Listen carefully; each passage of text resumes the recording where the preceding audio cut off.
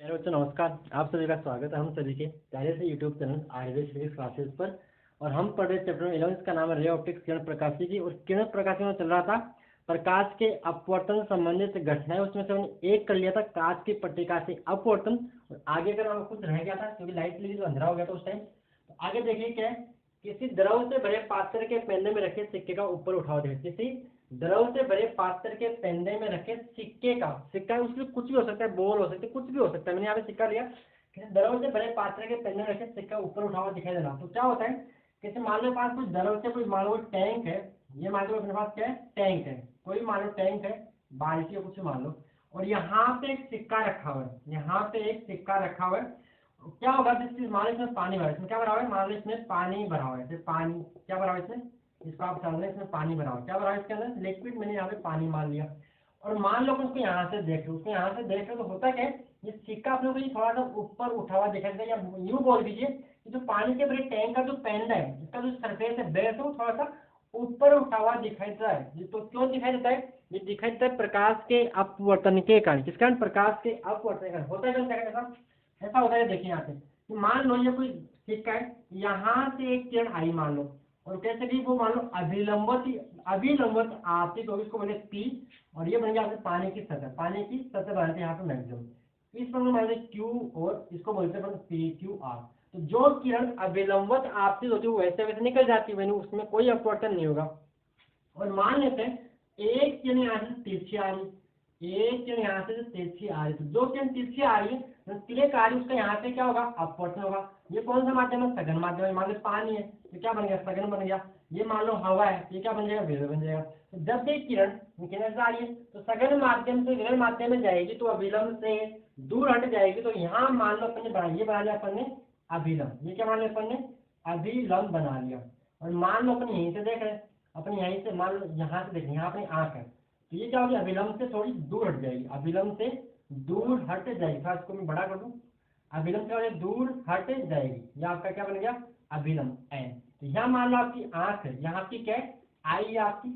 तो ये आपकी किरण बनी, इसको नाम देते पी, इसको नाम देते एस, इसको नाम देते पी। और यहाँ आपकी आई है, तो यहाँ पे आंख के अंदर आ रही है। तो यहाँ आपको सिक्का के अंदर, अब देखो ये इसका प्रतिबिंब क्या बनेगा, या अपन आपतित किरण, कौन सी, इस किरण एस टी को अगर पीछे की ओर बढ़ाए, इस किरण एस टी को अगर पीछे की ओर बढ़ाए तो जाके कहीं मान लो पी डेश से मिले, इसको क्या नाम लेते हैं, पी डेश। तो आपको सिक्का दिखाई देगा यहाँ पे, कहाँ दिखाई देगा सिक्का, यहाँ पे। ठीक है, इसका जो ये है वास्तविक, और इसका बन रहा है आभासी प्रतिबिंब। क्या बन रहा है, आभासी प्रतिबिंब। क्लियर है यहाँ पे। इस दूरी को मानते हैं डी मान लेते हैं, इसकी गहराई डी फॉर डेप्थ, डेप्थ मतलब गहराई। और जहां पर प्रतिबिंब बन रहा है उस दूरी को इस पानी की सतह से, ऊपर जो सतह है, लिक्विड जो सतह है, उससे डी डेश बोले, इसको बोलेंगे आभासी गहराई। क्या बोलेंगे, डी डेश को बोलेंगे आभासी गहराई, डी डेश। था यहाँ है यहाँ पे, और दिखाई यहाँ पे दे रहा है, क्योंकि इसका प्रतिबिंब कहाँ बना, यहाँ बना। भाई किसी भी बिंब के या किसी भी वस्तु के प्रतिबिंब के निर्माण के लिए कम से कम कितनी किरणें चाहिए, दो किरणें चाहिए। तो अपन एक किरण लेके आए, ये वाली पी क्यू आर, जो यहाँ पे अभिलंबत आपतित हुई वो सीधी निकल गई। एक किरण यहाँ से लेके आए तिर्यक, जो किरण तिर्यक आती है वो क्या होगी, अपवर्तित होगी। तो दोनों तरफ माध्यम अलग है, ऊपर माध्यम एयर है और नीचे माध्यम पानी है। यानी सघन माध्यम से विरल माध्यम में जब अपवर्तन होता है, यानी अपन विरल माध्यम से देख रहे हैं और अपना वस्तु सघन माध्यम में, तो अपने को ऊपर उठा हुआ दिखाई देता है। तो दिख भी रहा है यहाँ पे। तो देखो हुआ क्या यहाँ पे कि पी क्यू आर किरण और ऐसी ग्रोथ पीछे बढ़ाने के पीडेस में मिलेगा, इसका प्रतिबिंब क्या बनेगा, पीडेस में मिलेगा। इसके अपन थोड़ी लिखे, थोड़ी देखिए यहाँ पे क्या लिखेंगे, किसी द्रव से भरे पात्र, किसी द्रव से भरे पात्र के पेंदे में रखा सिक्का प्रकाश के अपवर्तन के कारण ऊपर उठा हुआ दिखाई देता है। लिख लोगे लाइन, क्या लिखोगे, किसी द्रव से भरे पात्र के पेंदे में रखा हुआ सिक्का प्रकाश के अपवर्तन के कारण ऊपर उठा हुआ दिखाई देता है। फिर ऐसा क्यों हुआ, तो देखिए यहाँ पे माना एक सिक्का, अब देखो इसमें लिखेंगे क्या कि माना एक सिक्का पी, माना एक सिक्का, कोइन बोल दिया सिक्का पी, द्रव के पेंदे, माना एक सिक्का पी द्रव के पेंदे में रखा हुआ है, द्रव के पेंदे में रखा हुआ है। ठीक है, बस सिक्के पी से एक किरण पी क्यू आर, कौन सी, इसको नाम देंगे पी क्यू आर, एक किरण पी क्यू आर अभिलंबत अपवर्तित होती है। कैसे होती है, अभिलंबवत, अभिलंब सतह से अभिलंबवत अपवर्तित होती है, अपवर्तित होती है, जबकि तिर्यक किरण, जबकि तिर्यक किरण, कौन सी तिर्यक किरण? तिर्यक किरण ये वाली, इसको नाम है तिर्यक किरण पीएस, तिर्यक किरण पीएस, तिर्यक किरण पीएस, ठीक है। पीएस बिंदु एस पर, बिंदु एस पर अभिलंब से, बिंदु एस पर अभिलंब, इसको नाम है अभिलंब एन, अभिलंब एन से दूर हट जाती है, अभिलंब एन से दूर हट जाती है, ठीक है। अभिलंब दूर से, अभिलंब एन से दूर हट जाती है, वह एस टी रेखा की ओर गमन करती है, वह एस टी, यदि एस टी रेखा, यदि एस टी रेखा की ओर गमन करती है या गति करती है, गमन करती है, डायग्राम बनाने के बाद लिखना, गमन करती है, डायग्राम बनाने के बाद लिखना, तो गमन करती है, ठीक है। वह एस टी को पीछे की ओर बढ़ाने पर, एस टी को पीछे की ओर बढ़ाने पर, एस टी को पीछे की ओर बढ़ाने पर वह पी क्यू आर किरण को बिंदु पी डैश, पीछे की ओर बढ़ाने पर वह पी क्यू आर किरण को बिंदु पी डैश पर मिलती है, बिंदु पी डैश पर मिलती है। अतः सिक्के का आभासी प्रतिबिंब, अतः सिक्के का आभासी प्रतिबिंब, मतलब रियल नहीं, वर्चुअल, इमेजिनरी, सिक्के का आभासी प्रतिबिंब कहाँ बनता है? आभासी प्रतिबिंब पी डैश पर बनता है, कहाँ बनता है? प्रतिबिंब पी डैश पर बनता है। दिख गया आपको कि था कहाँ पे और दिख यहाँ रहा, डायग्राम बनाया अपने अच्छी तरह से, समझ आ गया होगा। कि मान लो अपने टैंक लिया, उस टैंक के पेंडे में एक सिक्का रखा हुआ है, यहाँ से एक किरण पी क्यू आर लेके आए, एक किरण पी एस लेके आए, पी एस क्या हो गया? सघन से विरल में आ गई तो विलंब से दूर हट गई, ठीक है। तो इसको पीछे वाले कहाँ मिली? पी डैश में मिली, किसको? पी क्यू आर को, उसका प्रतिबिंब कहाँ बना? पी डैश में बना। ये बात आपको इस डायग्राम को थ्योरी में लिख दिया, ठीक है। आगे आप देखते हैं, डेरिवेशन करते हैं, क्या कर इसका, ये हो गया। किसका दिखाई देता है? प्रकाश के, ये आपने लाइन ऊपर लिखी होगी, लिख दी होगी, क्या किसी द्रव के पात्र में या किसी द्रव से मेरे पात्र के पेंडे में सिक्का प्रकाश के अपवर्तन के कारण ऊपर उठा हुआ दिखाई देता है। डायग्राम ने एक्सप्लेन किया, मैंने आपको लिख के समझा दिया अच्छी तरह से। किसी भी प्रतिबिंब के निर्माण के लिए कम से कम 2 किरणों की आवश्यकता होती है। तो एक किरण अपने पी क्यू आर लेंगे, दूसरी पी एस तिर्यक, इसको पीछे बढ़ाया कहाँ मिली? पी डैश से मिली, इसका कहाँ बना प्रतिबिंब? ये बने इसका प्रतिबिंब, आप लिखना यहाँ पे आभासी प्रतिबिंब, जिसका इसकी वास्तविक स्थिति है। अब मान लो इसका ये कोण आपतन कोण मान लेते हैं आई, तो अपवर्तन कोण को मान लेते हैं आर, ठीक है। यहाँ पे ये क्या बन गया आपका? आपतन कोण आई, ये बन गया अपवर्तन कोण आर। अब निकाल सकते हैं संबंध किसके बीच में? डी डैश और इसके अपवर्तनांक के बीच में संबंध निकाल सकते हैं। तो मान लेते हैं जो आपका ये द्रव है, इसका अपवर्तनांक मान लेते हैं n2 मान लेते हैं, और ऊपर जो हवा उसका अपवर्तनांक में n1 मान लेता हूँ। वैसे तो n1 का मान तो 1 होगा, क्योंकि हवा का अपवर्तनांक 1 होता है। तो आगे अपन क्या करते हैं? डेरिवेशन थोड़ा सा देखिए, यहाँ पे थोड़ी नोट कर लीजिएगा और फिर डेरिवेशन देख लीजिए कि डी डैश और इस पदार्थ के जो द्रव बराबर, इस द्रव के अपवर्तनांक में क्या संबंध आता है? डी डैश बराबर डी बाई एन, जहाँ पे एन इसका अपवर्तनांक है, यानी आभासी गहराई होती है वास्तविक गहराई बटा उस द्रव का अपवर्तनांक। आता कैसे देख लीजिए, यहाँ पे ओके, थोड़ी आपने नोट कर ली होगी। तो आगे इसका डेरिवेशन देख लीजिएगा। डेरिवेशन क्या देखिए, अपन ने क्या माना? इसको आपतन कोण आई बोल दिया, इसको अपवर्तन कोण आर बोल दिया। अगर ये आई है तो ये कितना होगा? आई, क्योंकि दोनों क्या बन गए? एकांतर कोण, जेड बनना ना भाई, दोनों समांतर बन जाएंगे, ये आई। अगर ये आर तो ये कितना बन जाएगा? आर। इसमें कोई डाउट आपको नहीं होनी चाहिए, दोनों संगत कोण है भाई, ये दोनों समांतर रेखा है, ठीक है। तो ये कोण और ये कोण क्या होंगे? बराबर होंगे, ये क्या है? आर और आर। तो देखिए यहाँ पे इसको नाम दे देते, त्रिभुज नाम दे रखा है, त्रिभुज पी क्यू एस में, त्रिभुज पी क्यू एस। चलो एक बार पहले लगा के स्नेल के नियम से, किससे? स्नेल के नियम से, स्नेल के नियम से क्या होता है? किरण यहाँ से यहाँ जा रही है, सघन से विरल में जा रही है, तो यहाँ का अपवर्तनांक इनटू यहाँ का साइन, इसका अपवर्तनांक क्या मान रखा है? n2। मान लेते हैं कि माना कि द्रव का अपवर्तनांक n2 है, तो जिस माध्यम में किरण जा रही है उस विरल माध्यम का अपवर्तनांक n1 है। समझ आ गया? यहाँ का अपवर्तनांक n2, यहाँ का अपवर्तनांक n1, तो क्या लिखेंगे अपन? n2 साइन आई बराबर n1 साइन आर। क्लियर? यहाँ का अपवर्तनांक इंटू यहाँ का साइन बराबर यहाँ का अपवर्तनांक इंटू यहाँ का साइन, ये आर जिसमें का नियम है।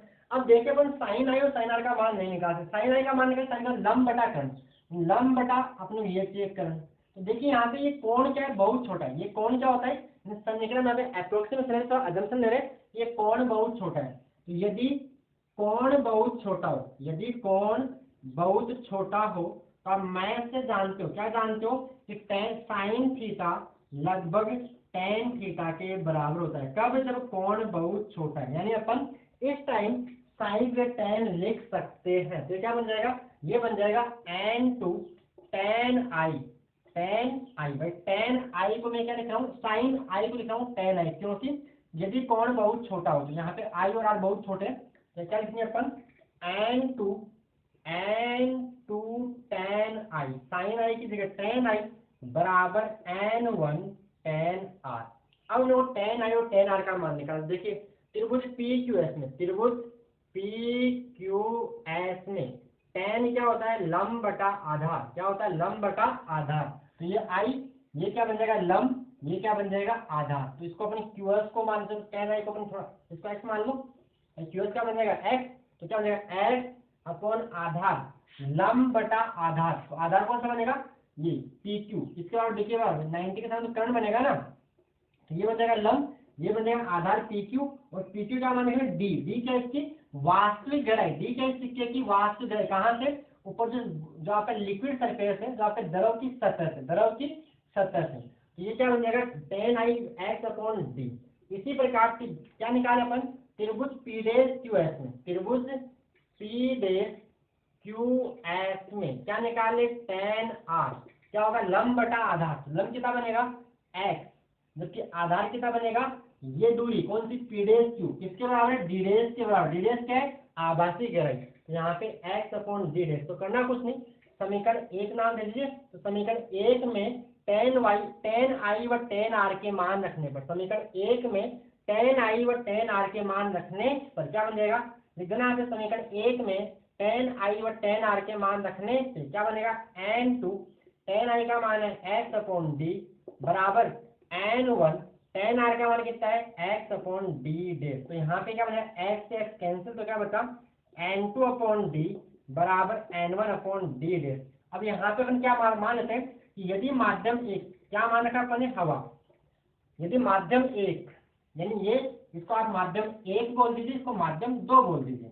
नाम देना माध्यम दो, माध्यम एक। यदि ऐसा दो, यदि एक दो छोड़ने के बाद यदि विरल माध्यम हवा है, यदि विरल माध्यम हवा है, यदि विरल माध्यम हवा है, तो हवा का अपवर्तन कितना मानते हैं अपन, एक मानते हैं। तो n1 का मान हो जाएगा एक, वह n2 बराबर, n2 को अपन सिंपल n मानते हैं, वह n2 बराबर n मानने पर n2 को सिंपल क्या लिख दिया अपन ने n। तो क्या बन जाएगा, देखिए n2 की जगह n बटा d, n1 की जगह 1 बटा d'।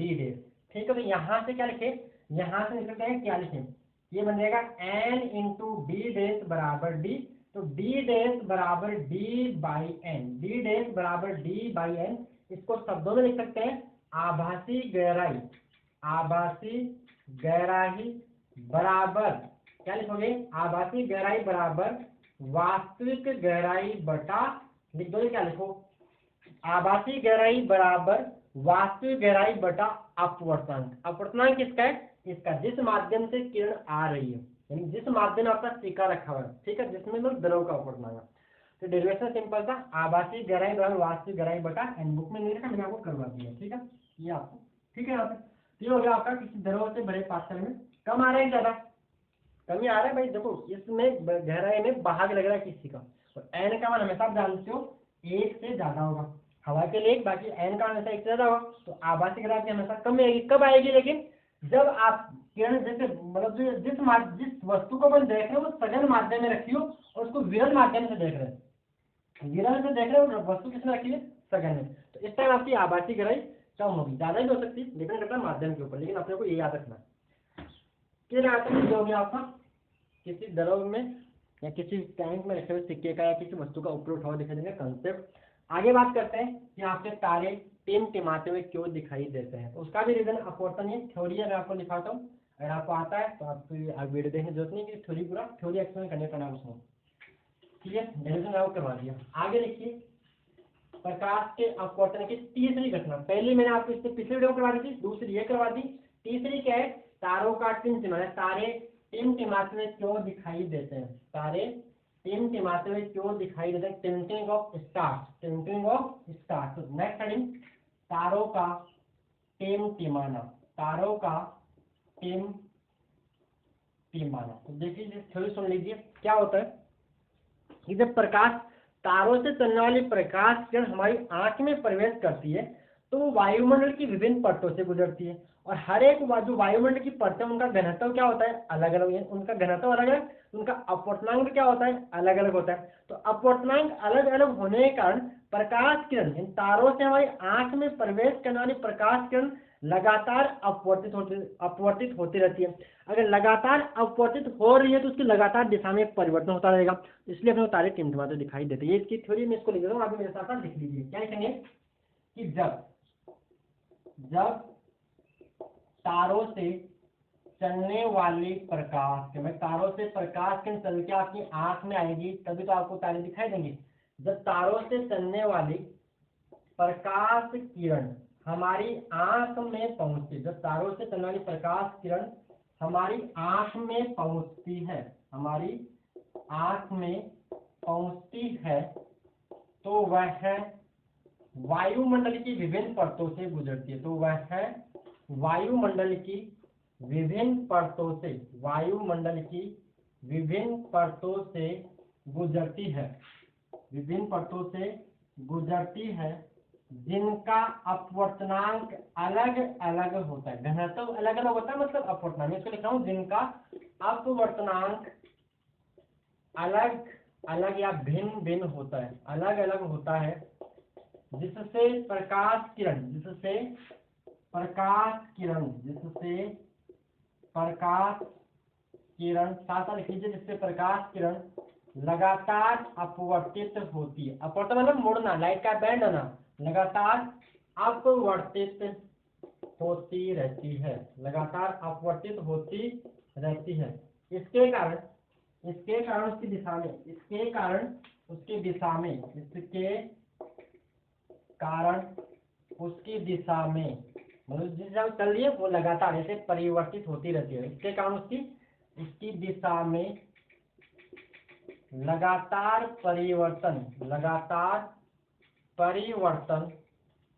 होता रहता है, लगातार परिवर्तन होता रहता है। इसीलिए हमें तारे टिमटिमाते हुए दिखाई, इसीलिए हमें तारे टिमटिमाते हुए दिखाई देते हैं, टिमटिमाते हुए दिखाई देते हैं। ये रीजन है अपवर्तन। ठीक है, आप उतारिए, थोड़ा सा मार्कर में इंक डालता हूँ, थोड़ी सी नोट कर लीजिए। उसका आगे पढ़ते हैं अपन। सूर्योदय से पहले और सूर्यास्त के पश्चात ही सूर्य अपने को दिखाई देता है। उसका रीजन क्या है? ऐसा होने से दिन में 4 मिनट का डिफरेंस आ जाता है, मतलब वो 2 मिनट पहले से दिखाई देता है और 2 मिनट बाद तक दिखाई देता रहता है। तो इससे अपना जो दिन है 4 मिनट से बढ़ जाता है। आगे हेडिंग डाल लीजिए, ये उतार लिया तो क्या कि सूर्योदय से पहले वह सूर्यास्त के पश्चात ही सूर्य का दिखाई देना। उसका भी रीजन क्या है? प्रकाश का अपवर्तन ही है। तो देखिए आगे नेक्स्ट हेडिंग अपनी क्या है, लिख ली होगी आपने, तो लिखिए नेक्स्ट हेडिंग, इसको साफ करूं।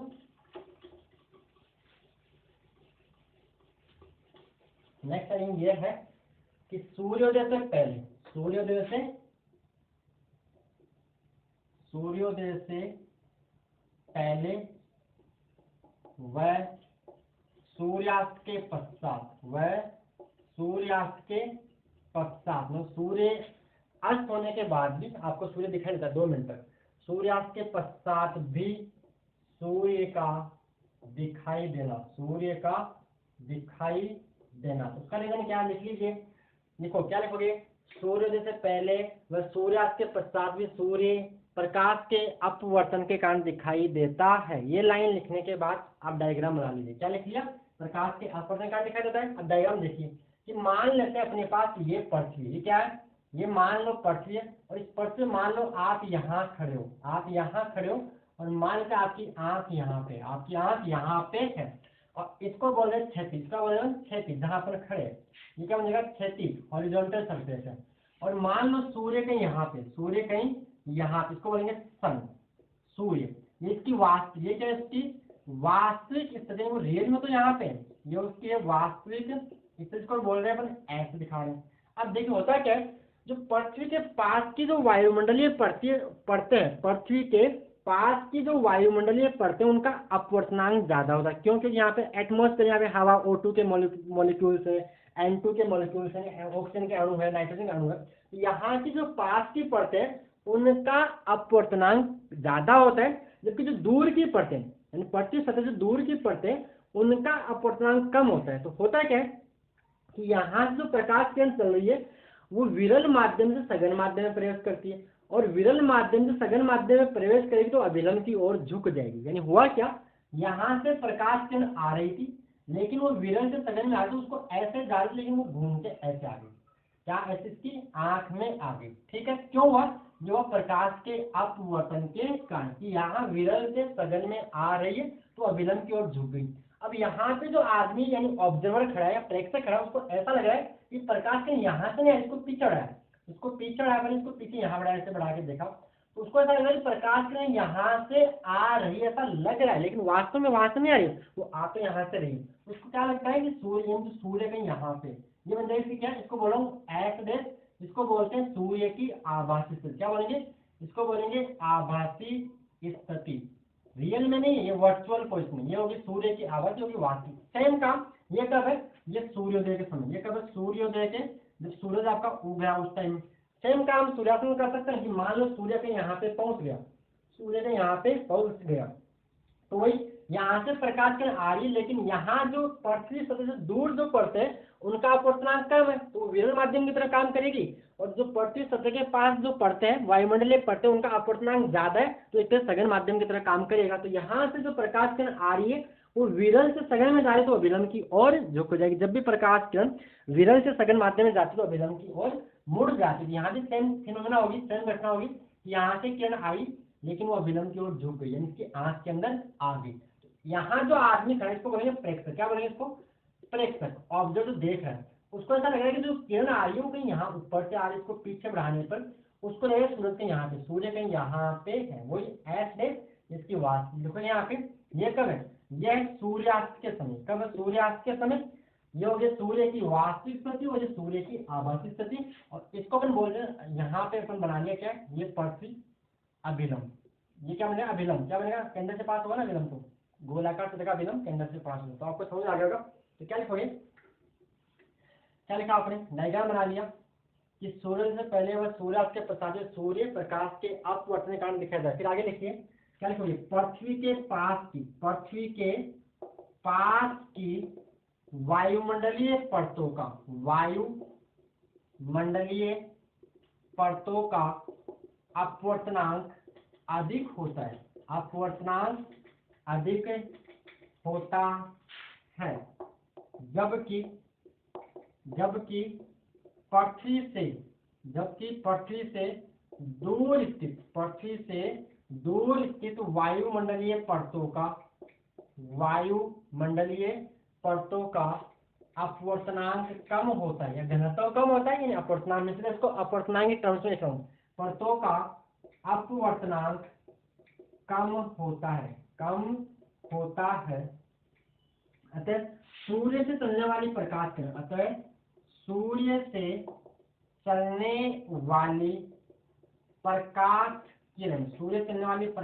किरण विरल माध्यम से सघन माध्यम में गति करती है, सघन माध्यम में प्रवेश करती है, और वह अभिलंब की